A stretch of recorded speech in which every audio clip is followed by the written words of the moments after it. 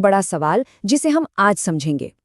क्या एक कानून जो मदद करने के लिए बनाया जा रहा है, अनजाने में नुकसान पहुंचा सकता है? सुप्रीम कोर्ट के सामने बिल्कुल यही दुविधा थी।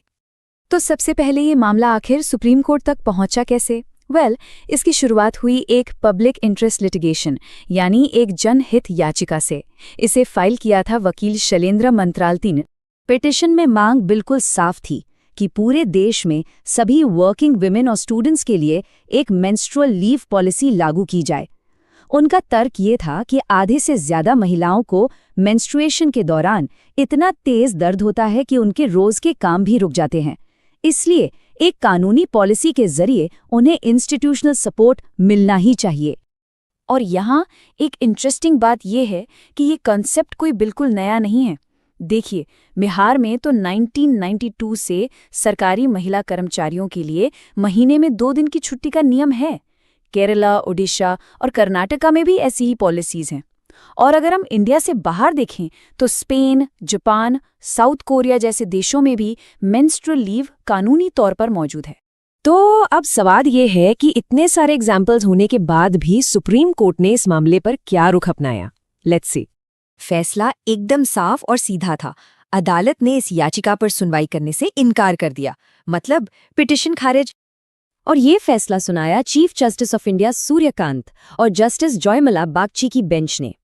इस फैसले के पीछे कोर्ट की कुछ बहुत बड़ी चिंताएं थीं। चलिए उन्हें एक एक करके आराम से समझते हैं। कोर्ट की सबसे पहली और शायद सबसे बड़ी चिंता थी एम्प्लॉयर बायस का रिस्क। उन्हें ये डर था कि अगर इसे कानून बना दिया गया तो कंपनीज और एम्प्लॉयर्स महिलाओं को नौकरी पर रखने से ही कतराने लगेंगे। और इस डर को चीफ जस्टिस के अपने शब्दों से बेहतर कौन समझा सकता है। उन्होंने साफ कहा, जिस पल आप कहते हैं कि ये कानूनन अनिवार्य है, कोई उन्हें नौकरी नहीं देगा। उनका कहना था कि इससे महिलाओं के लिए फायदे की जगह नुकसान हो जाएगा। कोर्ट की दूसरी चिंता सिर्फ जॉब मार्केट तक ही सीमित नहीं थी, इसका एक गहरा साइकोलॉजिकल और सोशल एंगल भी था। कोर्ट को लगा कि इस तरह का कानून जेंडर से जुड़ी हुई पुरानी गलत धारणाओं को और ज्यादा मजबूत कर सकता है। मतलब अनजाने में इससे सोसाइटी में एक गलत मैसेज जा सकता है कि महिलाएं पुरुषों से कम काबिल हैं। और ये चीज़ वर्क प्लेस में जेंडर इक्वालिटी यानी लैंगिक समानता के मकसद को ही पूरा नहीं होने देगी। तो एक तरह से इसका उल्टा असर हो सकता है। तो इसका मतलब ये बिल्कुल नहीं है कि अदालत मेंस्ट्रुअल लीव के आइडिया के ही खिलाफ है। बिल्कुल नहीं। इनफैक्ट उन्होंने वॉलंटरी पॉलिसीज यानी जो कंपनियां या राज्य अपनी मर्जी से दे रहे हैं उन्हें एक्सीलेंट यानी बेहतरीन कहा।